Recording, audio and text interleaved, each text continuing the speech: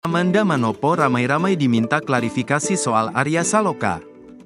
Aktris Amanda Manopo mengungkap alasan jarang memposting kehidupannya di media sosial.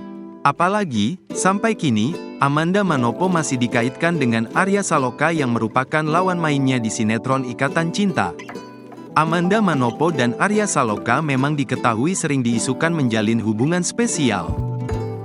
Bahkan, Amanda Manopo sempat dituding menjadi orang ketiga di rumah tangga Arya Saloka dan Putri N. Isu itu sebenarnya sudah sempat ditepis oleh Amanda Manopo. Kedekatan, menurut Amanda Manopo, hanya sebatas rekan kerja. Kini, mantan kekasih Billy Syahputra ini mendadak curhat di media sosial. Dia mengaku muak dengan kelakuan fans toksik yang menyebarkan berita bohong tentangnya. Terlebih belum lama ini juga sempat beredar isu Amanda Manopo ikut mudik ke Semarang bareng Arya Saloka. Melalui media sosialnya, pesinetron 24 tahun ini mengaku kesal karena kehidupannya terus diusik.